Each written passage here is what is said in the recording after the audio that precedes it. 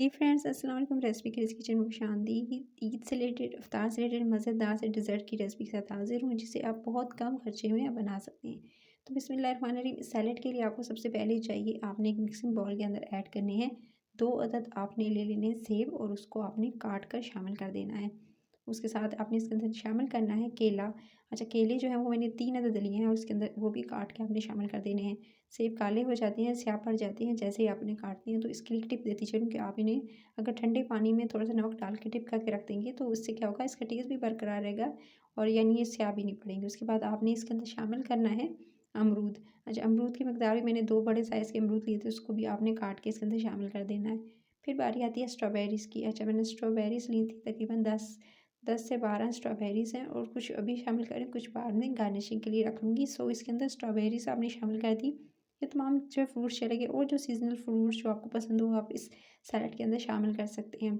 उसके बाद फ्रूट्स को एक तरफ रखिएगा, और आपने क्या करना है, एक मिक्सिंग बाउल के अंदर ऐड करनी है क्रीम। अच्छा, फ्रेश क्रीम लीजिएगा, और इस तरह से आपने क्रीम लेकर, और ये तकरीबन मैंने ली है आधा कप के करीब क्रीम लीजिएगा।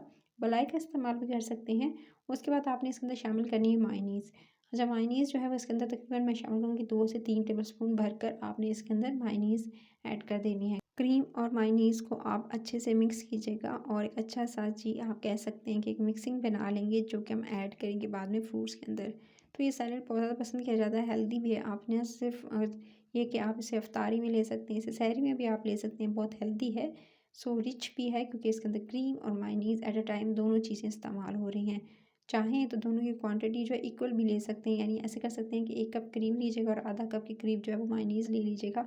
तो इस तरह से भी आप जो है वो ऐड करके बना सकते हैं। उसके बाद आपने इसके अंदर शामिल करना है पिसी हुई चीनी को। अच्छा, चीनी जो है कैस्टर शुगर मैं इस्तेमाल कर रही हूँ, तकरीबन आधा कप के करीब मैंने इसके अंदर कैस्टर शुगर इस्तेमाल की है। आप जो है इसके अंदर ग्रैनुलेटेड यानी दानेदार चीनी है वो इस्तेमाल मत कीजिएगा, पिसी हुई चीनी लीजिएगा। यानी आपने सिंपल चीनी को ग्राइंडर में डाल ग्राइंड कर लेना है, और कैस्टर शुगर जो है वो इस तरह से आपकी आइसिंग शुगर रेडी हो जाएगी।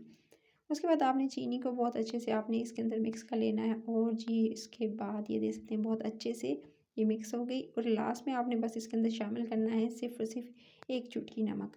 नमक जो है वो, इससे क्या होगा कि मीठा जो है वो मीठे के अंदर बैलेंस हो जाएगा। नमक और मीठा जो है उससे क्या होगा, आपके जो टेस्ट है वो बहुत ज़्यादा अच्छा आएगा आपके जो फ्रूट सैलेड में। उसके बाद आपने अच्छे से इसको मिक्स कर लेना है। मिक्स करने के बाद ये हो गई जी रेडी क्रीम। अब आपने क्या करना है, इस मिक्सचर को लेना है, और आपने जो फ्रूट्स रखे हुए थे इसके अंदर आपने इसको डालना है। क्रीम के इस मिक्सचर को आप फ्रूट्स में ऐड कर देंगे, और चाहें तो इसके अंदर मैंने आपको बताया कि आप इसके अंदर जो अपने मनपसंद फ्रूट्स भी ऐड कर सकते हैं। चाहे आप इसके अंदर ब्लूबेरीज ऐड कर सकते हैं, रेड बेरीज ऐड कर सकते हैं, आप इसके अंदर जो है वो अनार ऐड कर सकते हैं। उसके अलावा जो है मैं टॉपिंग भी ऐड करूँगी अनार, और उसके अलावा जो आप इस पे अंगूर, और आगे सीज़न आएगा आमों का, तो आप आम भी इस्तेमाल कर सकते हैं। अच्छे से बड़े मिक्सिंग बाउल में इसको अच्छे से मिक्स कीजिएगा, और मिक्स करने के बाद अब आप इसे किसी भी सर्विंग बाउल में निकाल सकते हैं। अच्छा, इसको जो है आपने ठंडा ठंडा चिल्ड सर्व करना है। आप इसे बनाकर पहले से रख लें, 2 से 3 घंटे फ्रिज में रख लीजिएगा, और ताकि अच्छे से चिल्ड ठंडा हो जाए तभी आप इसको सर्व कीजिएगा। सो इस तरह से सबसे पहले मैंने इसे मिक्सिंग बाउल में इस तरह से सारे के सारे जो है मिक्स किया, और उसके बाद फ्रूट्स को, और उसके बाद आपके सामने इस तरह से सर्विंग बाउल में इसको निकाल लिया, और उसके बाद आपने इसकी गार्निशिंग करनी है मनपसंद अपने जो है ब्लूबेरीज़ के साथ। उसके अलावा जो है आप इस पे अनार के साथ, और इसके अलावा आप इस पे थोड़े से जो है नट्स भी डाल सकते हैं।